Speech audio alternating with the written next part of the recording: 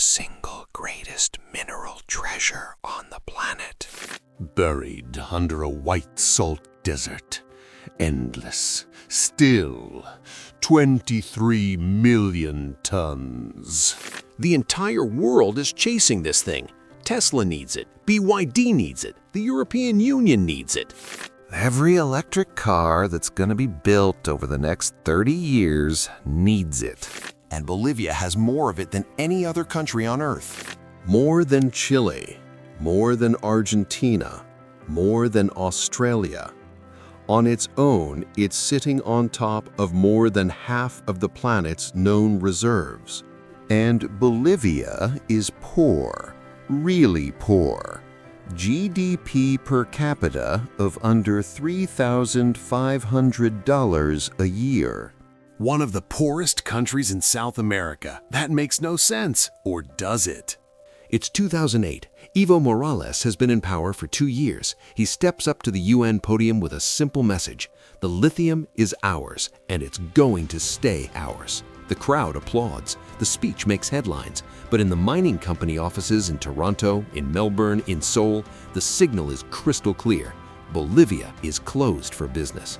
There's no crime here. There's a decision that seemed right and that cost decades. To understand Bolivia, you need to see the Salar de Uyuni, 12,000 square kilometers of flat white salt, the largest salt desert in the world, and underneath it, white gold. Lithium powers batteries. Batteries power electric cars. Electric cars are the future that governments, automakers, and investors have bet trillions on. Bolivia should be cashing in, but it's not. Chile and Argentina got started earlier. They opened up to private capital. In 2022, Chile produced 140,000 tons of lithium. Bolivia produced 600. 600! It's not a shortage of ore, it's a shortage of everything else. Technology, infrastructure, capital, specialized engineers, and above all, the political will to let anyone in. The Bolivian model has a nice name, resource nationalism. The idea is simple. The Bolivian people control Bolivian lithium. Sounds fair, in theory. In practice, them in a state-owned company called YLB. No real industrial experience, no proprietary technology, no partners. Extracting lithium from the Salar de Uyuni is not like extracting lithium in Chile. The chemical composition is different, way more complicated. Bolivia's salt has an extremely high magnesium content. The evaporation ponds that work in the Atacama Desert simply don't work here. You need different technology, more expensive, more complex, and Bolivia pushed away exactly the companies that had that technology. In 2019, lithium prices start climbing. The world wakes up to the electric vehicle race. Bolivia watches its white gold skyrocket in value and finally tries to open up. But then comes the gut punch inside the gut punch. Evo Morales falls. A coup. A counter-coup. Contested elections. The country spirals into political crisis at the exact moment it needed to be standing tall. In 2021, Luis Arce takes the presidency and tries a new bet. No more traditional evaporation. Bolivia is going to leap straight into the future. DLE, direct lithium extraction, cutting-edge technology. Billion-dollar contracts get signed with China. The CBC consortium puts in $1 billion.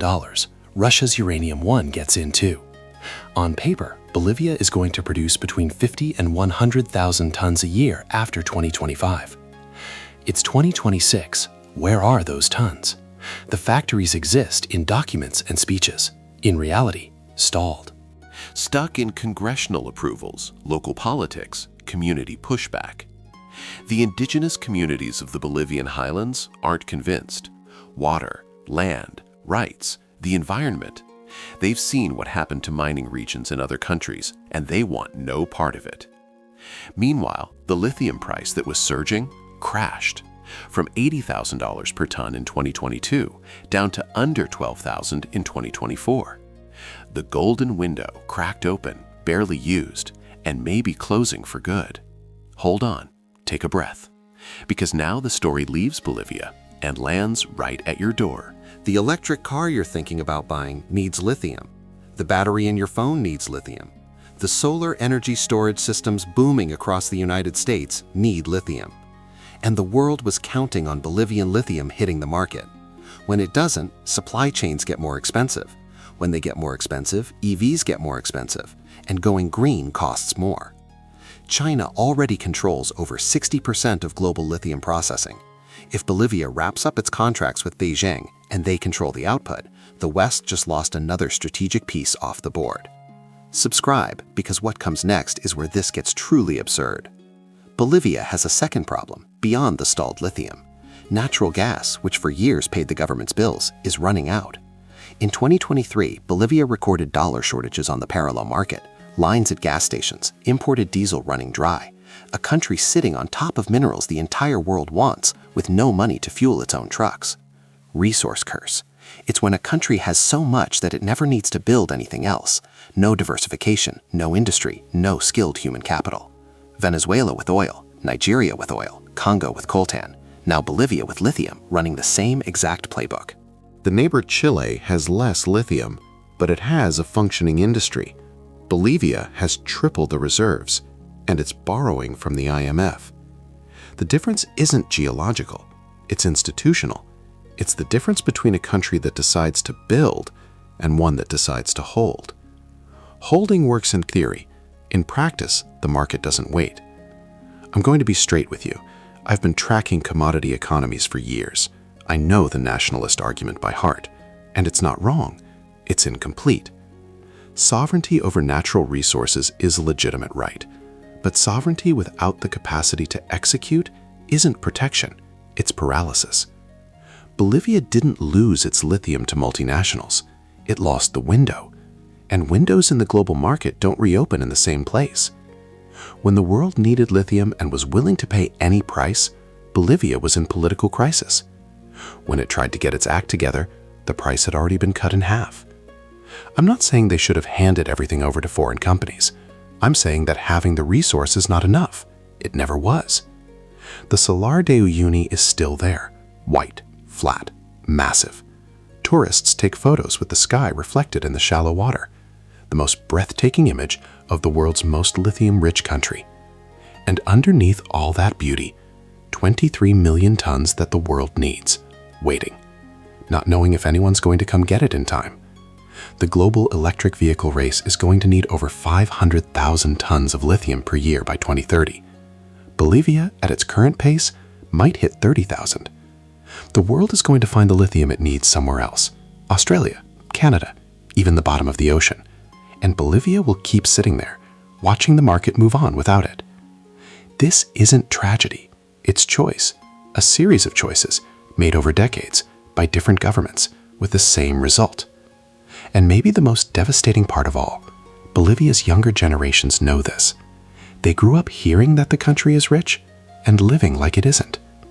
That kind of contradiction, living on top of a treasure you can't touch, is the kind that hollows out a country's soul, quietly, for decades.